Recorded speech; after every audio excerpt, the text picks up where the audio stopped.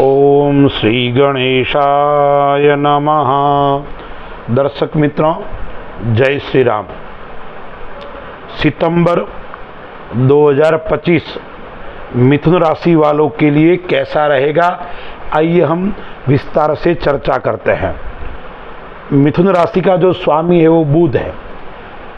यह जो मैं फलादेश आपको बता रहा हूँ वो गोचर के अनुसार मिथुन लग्न एवं मिथुन राशि वालों के लिए बता रहा हूं। दर्शक मित्रों, यदि आप कुंडली का पूरा विश्लेषण जानना चाहते हैं, कुंडली की पूरी जानकारी, जीवन का पूरा रहस्य जानना चाहते हैं, तो मेरे से आप व्यक्तिगत संपर्क करके पूरी कुंडली का विश्लेषण कर सकते हैं। मेरा ये YouTube चैनल आपको यदि अच्छा लगता है तो आप सब्सक्राइब कीजिए और निरंतर मेरे YouTube चैनल को लाइक और कमेंट करते रहिए। मिथुन राशि वालों के लिए सितंबर माह के अंदर ग्रहों की स्थिति कैसी है, आइए हम विचार करते हैं। लग्न के अंदर गुरु, धनस्थान के अंदर शुक्र 15 तारीख तक रहेगा, फिर सिंह राशि के अंदर आ जाएगा। सिंह राशि के अंदर सूर्य, बुध और केतु 3 ग्रहों की युति चल रही है। सूर्य 17 तारीख को चौथे घर के अंदर कन्या राशि में आ जाएगा। बुध 15 तारीख को कन्या राशि में आ जाएगा और मंगल 13 तारीख तक कन्या राशि में है और फिर तुला राशि में आ जाएगा। 4 ग्रह राशि परिवर्तन कर रहे हैं। 9वें घर के अंदर राहु बैठा हुआ है कुंभ राशि के अंदर। 10वें घर के अंदर शनि मीन राशि के अंदर गोचर कर रहा है। तो यह है ग्रह की स्थिति। अब मिथुन राशि वालों के लिए यह ग्रह की युति कैसी रहेगी और क्या प्रभाव सितंबर माह के अंदर होने वाला है, तो कौन सी तारीख सितंबर माह के अंदर खराब रहने वाली है। सितंबर माह की 4, 5, 6, 13, 14, 21, 22 एवं 23 सितंबर मिथुन राशि वालों के लिए थोड़ी खराब रहने वाली है। इन दिनों में कई प्रकार की समस्याओं का सामना आपको करना पड़ेगा। कौन सी समस्या? एक, स्वास्थ्य को लेकर आप चिंतित इन दिनों में विशेष रहेंगे और मन के अंदर थोड़ा भय रहेगा। मेरा क्या होगा, कैसा समय रहेगा, मेरे साथ में कुछ घटना तो नहीं घटित हो जाएगी। ऐसी निरंतर कई प्रकार के चिंतन, उथल पुथल मन के अंदर रहेगा। अब हम विचार करते हैं व्यापार की दृष्टि से। तो व्यापार की दृष्टि से यह समय मिश्रित फल देने वाला रहेगा। शनि 12वें घर के अंदर बैठा हुआ है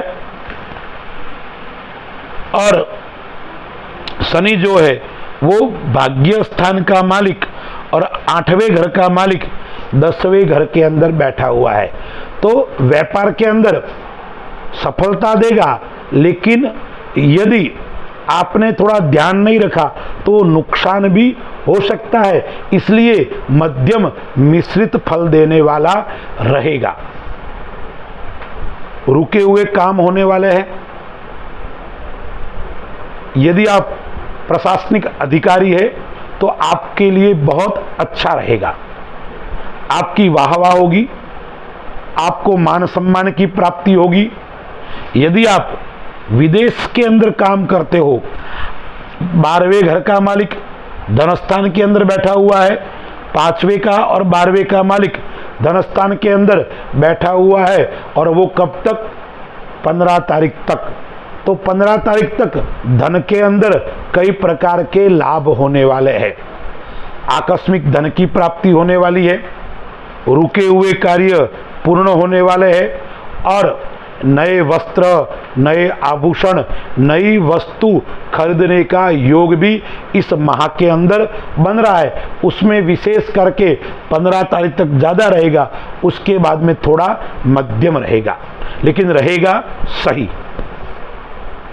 मिथुन राशि वालों, जो लोग नौकरी करते हैं उनको नौकरी के अंदर प्रमोशन की प्राप्ति होने वाली है, यानी आप चाहेंगे वो आपके काम होंगे, और प्रमोशन होगा तो आपको धन का भी सहयोग मिलने वाला है, यानी धन के अंदर भी बढ़ोतरी होने वाली है।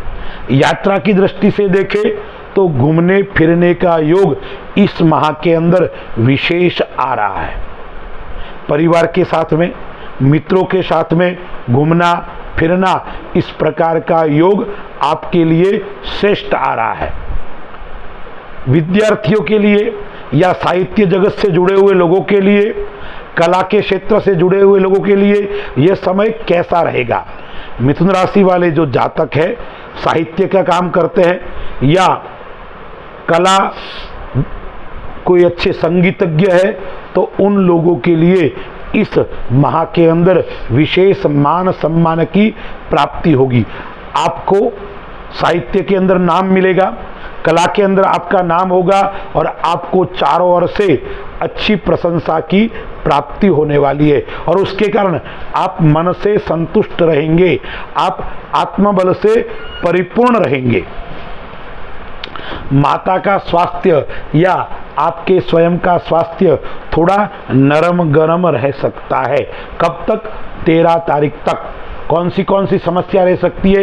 एक रक्त संबंधी समस्या का सामना करना पड़ेगा। ब्लड प्रेशर है या किसी भी शरीर के अंग के अंदर रक्त का संचार सही ढंग से न होना, उस प्रकार की समस्या का 13 तारीख तक विशेष रहेगा, आपको ध्यान रखना है। 13 तारीख के बाद में जो बुध है वो 15 तारीख को उच्च का हो जाएगा, और मंगल है वो यहाँ पे तुला राशि के अंदर आ जाएगा। तो 15 तारीख के बाद में आपको भूमि संबंधी योग अच्छा आ रहा है, नए भवन का योग आ रहा है। आप काफ़ी समय से भूमि भवन के लिए प्रयासरत थे, तो वो आपका प्रयास परिपूर्ण होने वाला है। नए भवन का योग आ रहा है, नई भूमि का, और उसके अंदर भी बड़े भूमि का योग, यानी कोई फार्म हाउस है, कोई बड़ी भूमि, फैक्ट्री आदि की जमीन लेने का योग भी इस माह के अंदर आपको आ रहा है। नए वस्तु खरीदने का योग भी इस माह के अंदर आ रहा है, और शुभ संकेत और शुभ समाचार भी आपको मिल सकते हैं। यानी आपके संतान का विवाह नहीं हो रहा है तो विवाह का योग भी आपको आ रहा है। यदि आपके घर के अंदर नए व्यक्ति का आगमन का योग, यानी संतान होना, पुत्र पौत्र, यानी परिवार के वंश वृद्धि का योग भी मिथुन राशि वालों के लिए इस माह के अंदर आ रहा है। लेकिन कौन सी बात का आपको ध्यान रखना पड़ेगा? एक, आपको भाई मित्र उनसे मनमुटाव रहेंगे, उनसे कलह हो सकता है, उनसे वैचारिक मतभेद रह सकता है, इसलिए आपको विशेष ध्यान रखना पड़ेगा। मिथुन राशि वालों के लिए खांसी, जुकाम, उस प्रकार की समस्याओं का सामना करना पड़ेगा। दूसरी बीमारी की कौन सा योग आ रहा है? मैंने आपको रक्त संबंधी बता दिया। उसके अलावा बैक पेन, कमर का दर्द या पीछे का दर्द आपको रह सकता है, और पाचन संबंधी समस्या, पेट के अंदर किसी भी प्रकार का विकार। इसलिए इस माह के अंदर आपको दही का उपयोग कम करना है, दूध का उपयोग कम करना है, तेल मिर्च उस प्रकार के वस्तु का उपयोग जितना हो सके इतना कम, यानी सात्विक भोजन और सादा भोजन मिथुन राशि वालों को इस सितंबर माह के अंदर लेना है। विद्यार्थियों के लिए ठीक रहेगा, मध्यम रहेगा, कोई विशेष सफलता की प्राप्ति कराने वाला समय नहीं रहेगा। विदेश से संबंधित कार्यों के अंदर आपको लाभ का योग भी रहेगा। इस माह के अंदर आप आत्मविश्वास से परिपूर्ण रहेंगे, और उसके अंदर भी 17 तारीख तक विशेष आत्मबल से आप परिपूर्ण रहेंगे। इस माह के अंदर आपको एक बात का और ध्यान रखना है, गवाही किसी को नहीं देनी है, और किसी के ऊपर विश्वास भी आपको नहीं करना है। न किसी को धन उधार देना है, न किसी से धन उधार लेना है। यदि आपके ऊपर कर्ज है तो आप यह प्रयास कर सकते हैं, जिससे कर्ज लिया है उसको आप चुकाने के लिए प्रयत्न करोगे तो आपके ऊपर से कर्ज भी चुक जाएगा और आप मानसिक चिंता से मुक्त भी हो जाएगा। इस माह के अंदर लग्जरी सुख की प्राप्ति भी आपको होने वाली है, यानी नए वाहन के योग, नए मकान का योग मैंने आपको बता ही दिया। इस प्रकार के योग भी आपको मिल रहे हैं। अब मिथुन राशि वालों के लिए उपाय क्या क्या करने हैं, तो मैं आपको कुछ उपाय बता रहा हूं, आप करोगे तो आपको 100% लाभ होगा और यह उपाय आजमाए हुए उपाय है। कुछ समस्या यदि आपको जीवन के अंदर आ रही है, कलह परिवार के अंदर हो रहा है, तो आपको क्या करना है, शनिवार के दिन और बुधवार के दिन प्रातःकाल स्नान से पूर्व 3 मुट्ठी बाजरी, 3 मुट्ठी उड़द और 3 मुट्ठी मसूर की दाल, ये तीनों मिक्स करके बिना बोले पक्षियों को डालकर आ जाना है।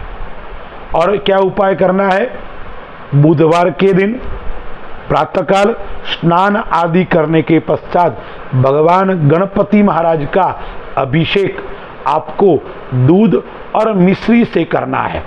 इस माह के अंदर विशेष गणेश जयंती भी आएगी, तो आपको इस समय विशेष 2-3 बातों का आपको ध्यान रखना है।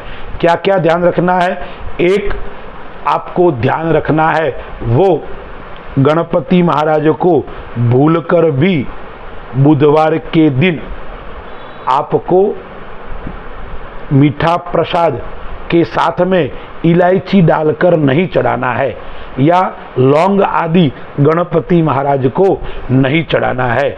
और गणपति महाराज को कनेर का पुष्प बुधवार के दिन नहीं चढ़ाना है।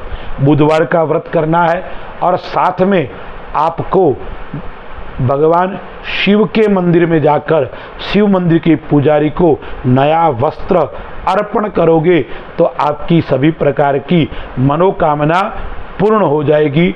अस्तु, जय श्री राम।